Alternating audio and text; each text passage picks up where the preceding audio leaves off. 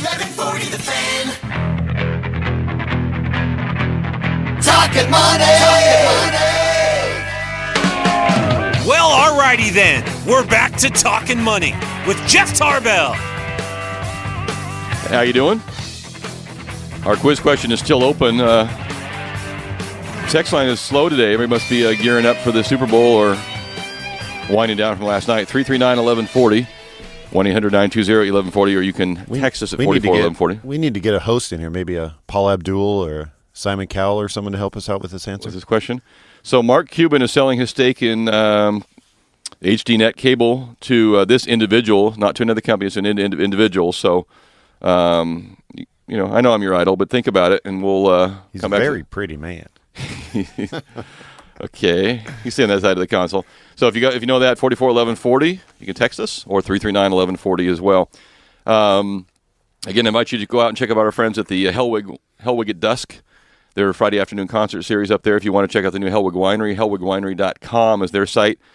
And I got involved with them I'm going to be holding a kind of a special event up there, renting out one of the big caves. I'm going to hold an event there. They'll have it catered for you if you want to do all kinds of things. So this place is really phenomenal up there in the Shenandoah Valley. That's up in Plymouth. Sounds farther than it is. It's not that far.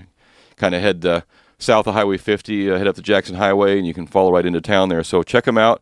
Concerts every Friday, tasting rooms, wine cave tours, you name it, they do it. I think they're holding a big bridal fair thing coming up in the spring this year too. So if you're getting married, you can go check that out. So hellwigwinery.com, and thank you very much. Hellwig is Helwig, not two L's. And we'll do that. So we'll leave our quiz question open there for a few more minutes. If you know who the answer to that is, Mark Cuban selling his interest in HDNet to this individual. I mentioned this a couple weeks ago, and I haven't seen got a lot of emails and questions about it, but I haven't seen any more come out of it.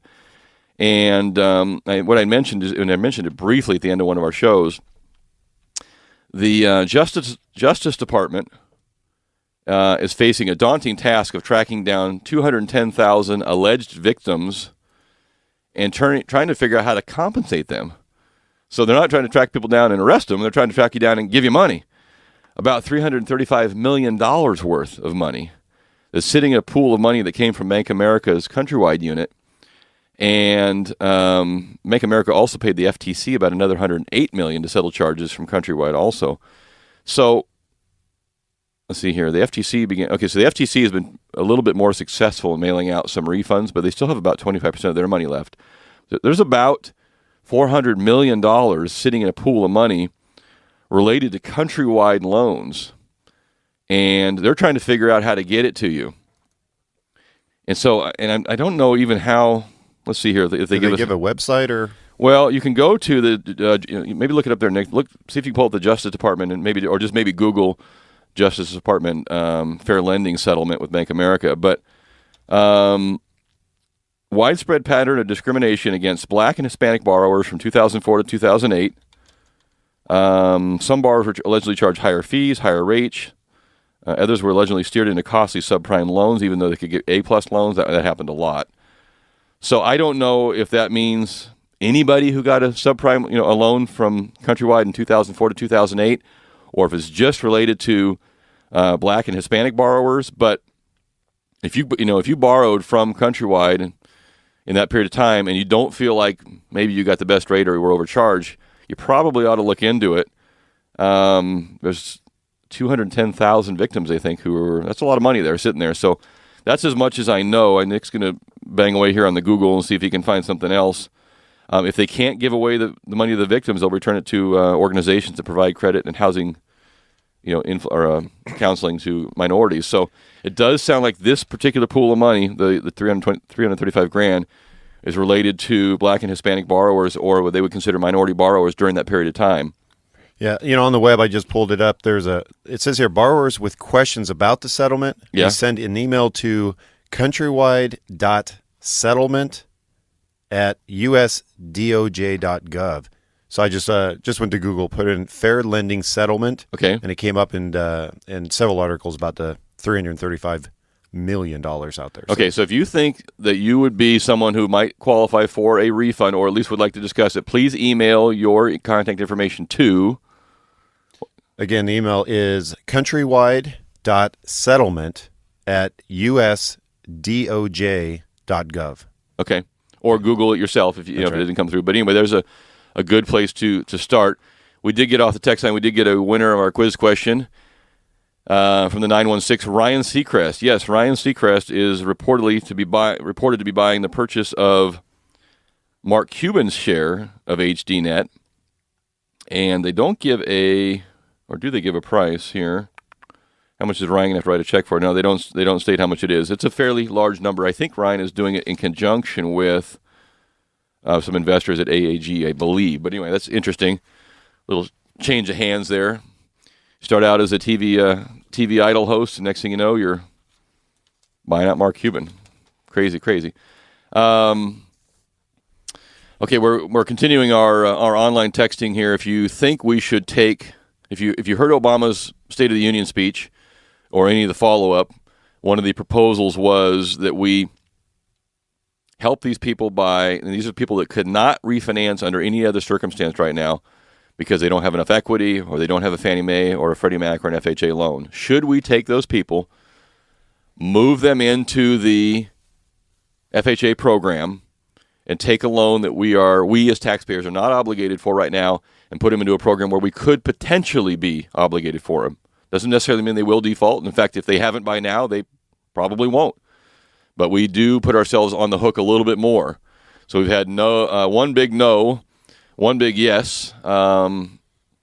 If people default, the economy pays for it anyway, and so costs the citizens anyway. We should help people in the economy at the same time.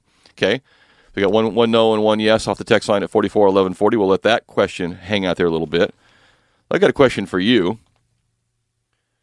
We've got Facebook has announced they're going to start bringing out their stock to the public. We're making their initial filing. Anybody interested in being a Facebook stock shareholder? Say that 5 times fast.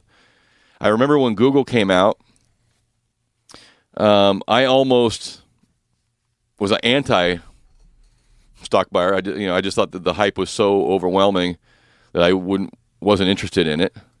Probably made a mistake there. I think it's probably at least double or more than what the stock price came out at. So what would you do on Facebook? Facebook's going to come out. Are you going to be a Facebook shareholder? Have they already peaked? I mean, have they barely even hit I don't think they've peaked income-wise. I don't think they've even scratched the surface income-wise.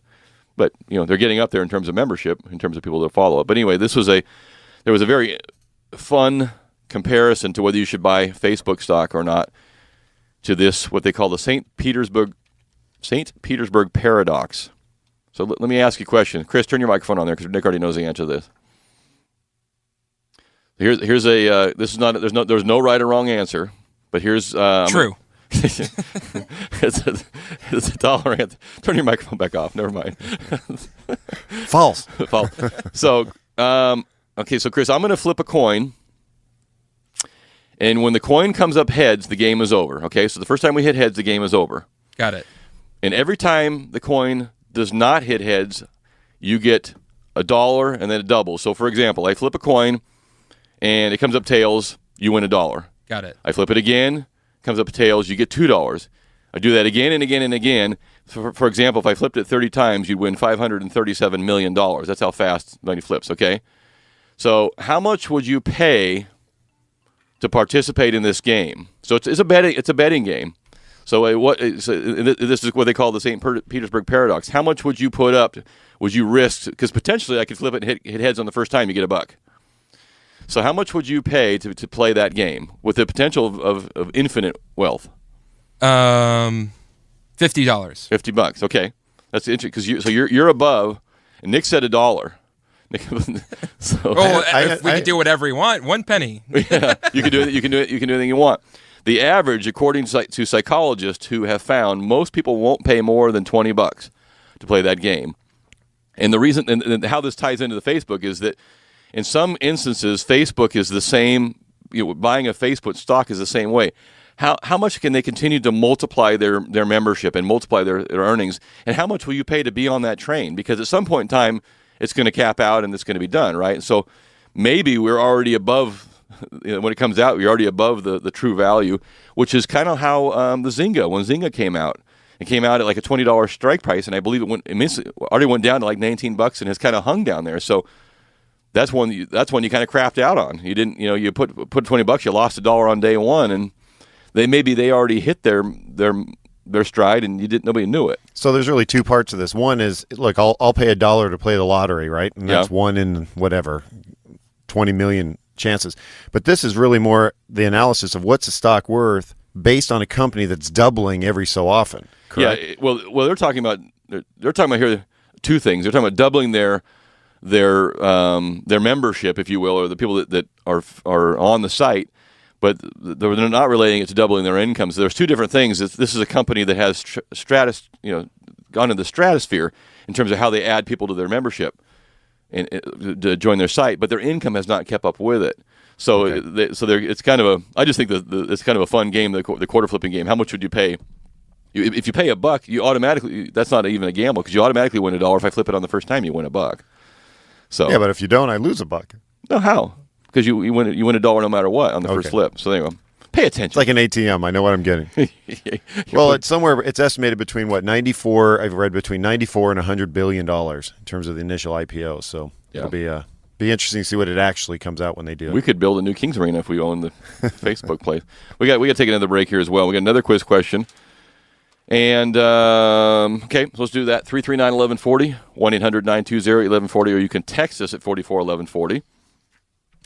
This was out of an article that was talking about whether we should do the light rail or the fast high-speed rail down into L.A. and blah, blah, blah. And they were ranking the rates of the highest and lowest state and local tax burden. So this is all the taxes you pay in the state. So our quiz question at 339-1140 or 1-800-920-1140, or you can text me at 441140, is you can answer either one. Which state has the highest overall tax burden and which has the lowest? And I have never been to the first one and have been to the last one. So which state has the highest tax burden and which has the lowest? You can pick either one. 339-1140, or you can text us at 441140. Take another quick break. Nick just mentioned that. Did you say that IMAX down is going to? Which movie is that? I wanted to see. Actually, Mission Impossible: Ghost Protocol. Select engagements. Have you seen that? On. No, I haven't. I have not either. But that'd be pretty cool on the big screen. Yeah, and I have not seen that movie, and I may have to go down there and check that out. So if you want to, but it's not on every day though, right? You got to check that out online. So IMAX.com/Sacramento if you want to check out I guess it's not new anymore, is it? The Ghost Protocol with Tom Cruise. Yep. And if you go to that website, you can get some information, put in Tarbell. Yep, get 25% off. And also, there's free parking. Without validation. That's right. Beautiful. We're getting better every day. We'll be right back.